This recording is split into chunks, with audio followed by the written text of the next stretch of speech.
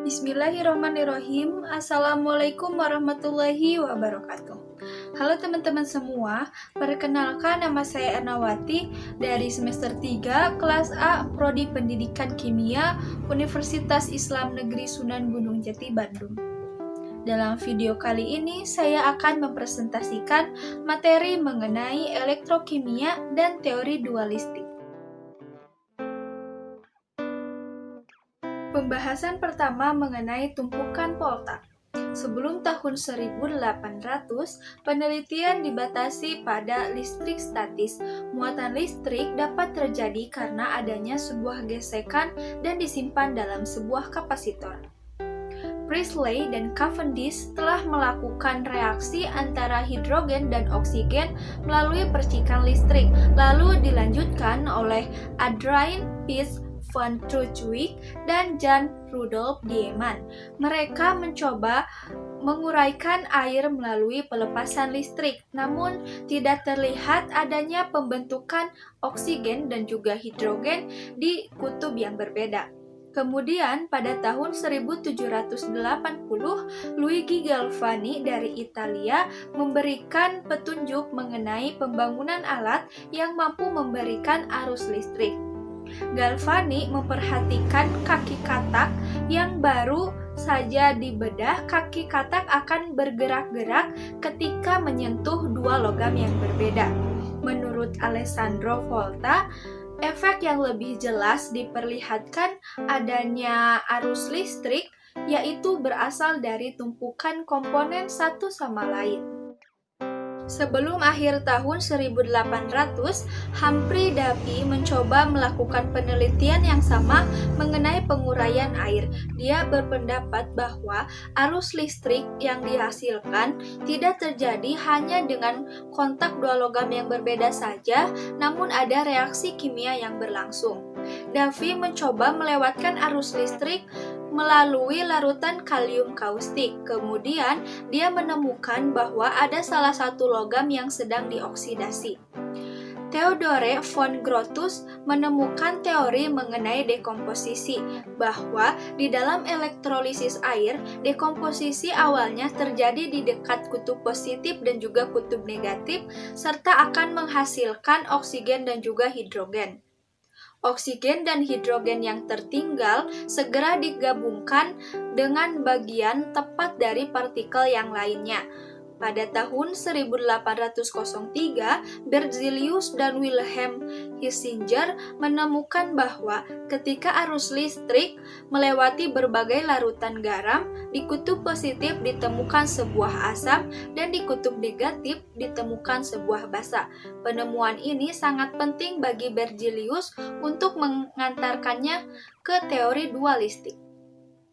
Pada tahun 1806, dalam sebuah kuliah yang disampaikan oleh Davy, dia menjelaskan bahwa afinitas kimiawi bersifat listrik. Gay-Lussac dan Thénard mengatakan bahwa afinitas oksigen terhadap besi dan juga logam alkali mungkin terbalik pada temperatur yang tinggi. Oleh karena itu, kalium dan juga soda dipanaskan menggunakan serbuk besi ke api merah terang di pistol besi. Pada tahun 1806, Davy mencoba menguraikan kapur dan magnesia dengan aliran listrik, namun dia mengalami kesulitan karena bahan-bahan yang digunakan tidak dapat dicairkan. Davy menerima surat dari Berzelius yang isi suratnya adalah Berzelius dan temannya telah menyiapkan amalgam dalam jumlah yang kecil untuk melewatkan arus melalui kapur yang dicampur dengan merkuri. Kemudian, Davy menggabungkan kapur lembab dengan merkuri dan dia menempatkan campuran tersebut di atas platina yang dihubungkan dengan kutub positif. Lalu dia melubangi campuran tersebut, kemudian memasukkan segumpal merkuri yang dihubungkan ke kutub negatif menggunakan kabel platina.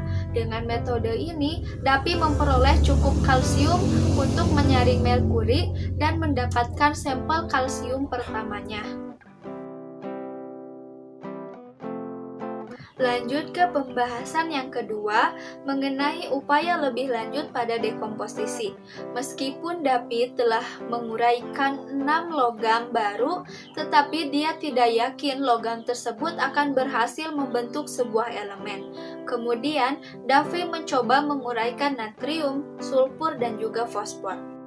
Menurut pandangan Lavoisier bahwa semua asam mengandung unsur oksigen, akan tetapi pada umumnya seperti asam klorida atau asam muriatik merupakan senyawa yang tidak diketahui unsur oksigennya.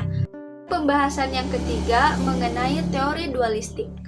David telah mengisyaratkan daya tarik-menarik kimiawi atau afinitas bersifat elektrik. Menurut teori, atom akan ditarik oleh muatan positif atau negatif yang mendominasi. Logam digolongkan sebagai elektropositif karena mereka tertarik ke kutub negatif di dalam elektrolisis, dan unsur yang paling elektronegatif adalah oksigen. Ketika atom bergabung, maka akan terjadi tarik-menarik dan senyawa yang dihasilkan masih memiliki muatan positif atau muatan negatif yang berlebih. Contohnya, tembaga oksida yang berasal dari penyatuan tembaga yang positif dan oksigen yang negatif masih memiliki muatan positif yang berlebih. Kemudian, asam sulfat yang terdiri dari sulfur atau belerang yang positif dan juga oksigen yang negatif. Oleh karena itu, asam sulfat masih memiliki muatan negatif yang berlebih. Hal ini menunjukkan bahwa tembaga oksida dengan asam sulfat dapat bergabung untuk membentuk tembaga sulfat.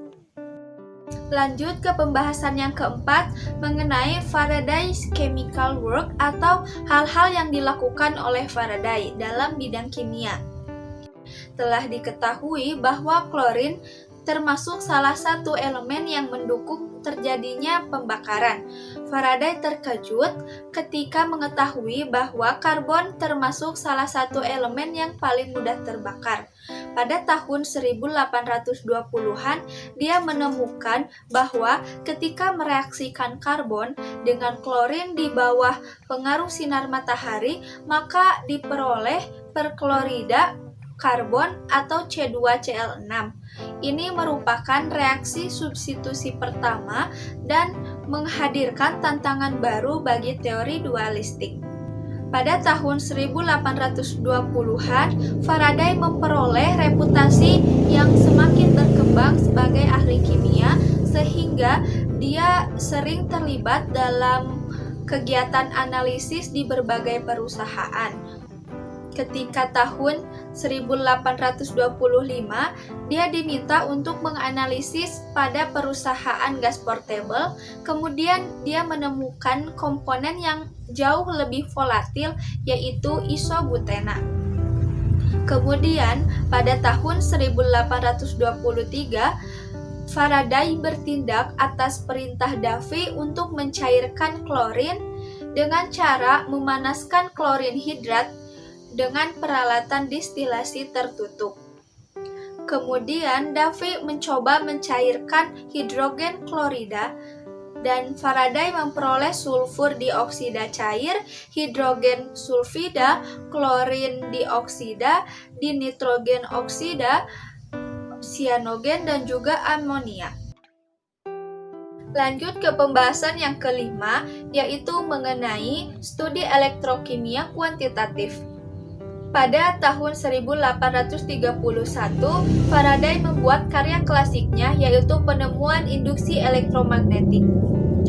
Faraday melakukan eksperimen pertamanya, yaitu melihat hasil dekomposisi dari setetes tembaga sulfat larutan. Namun, kuantitas listrik yang dialirkan terlalu kecil untuk mengobservasi efek yang dihasilkan. Kemudian, dia memutuskan untuk menggunakan arus dari tumpukan volta dengan menyentuhkan kabel pada sepotong kertas pati kalium iodida yang dibasahi, serta mengamati warna biru yang terbentuk pada titik kutub positif. Pada tahun 1833, Faraday kembali ke pekerjaan kuantitatifnya di bidang elektrokimia yaitu penguraian. Dengan menggunakan asam sulfat encer, ia menemukan bahwa volume hidrogen yang dibebaskan hanya bergantung pada jumlah listrik yang dialirkan, tidak bergantung pada konsentrasi asam, ukuran elektroda, ataupun intensitas arus.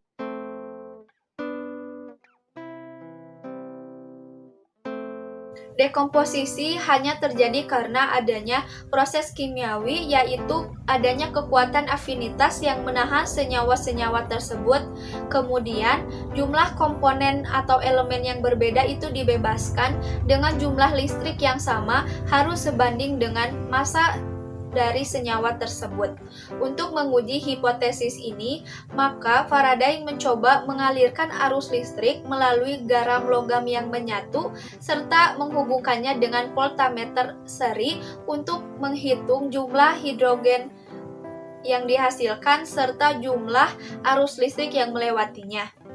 Prediksi Faraday kemudian diverifikasi dan sekarang diwujudkan dengan hukum kedua elektrolisis. Pada pembahasan yang terakhir akan membahas mengenai keraguan tentang teori atom kimia. Davy serta Faraday tidak yakin terhadap teori atom Dalton karena banyak asumsi sewenang-wenang yang dilontarkan oleh Dalton terhadap rumus senyawa, serta penolakannya terhadap hukum gaya rusak tampak tidak masuk akal. Ada jenis atomisme lain yang menarik bagi Davy serta Faraday, yaitu berasal dari teori aslinya, yang menganggap bahwa atom bukanlah partikel material terkecil, melainkan titik pusat gaya.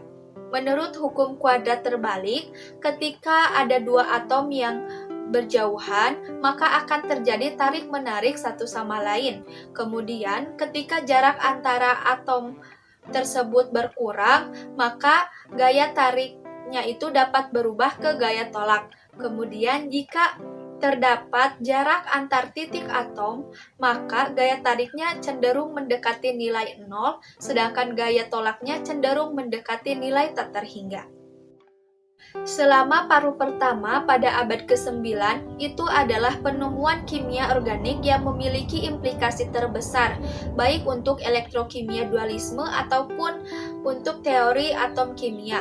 Meskipun Berzelius tetap membela teori dualistik sampai kematiannya, namun tetap saja teori tersebut tidak bisa memberikan teori yang memuaskan.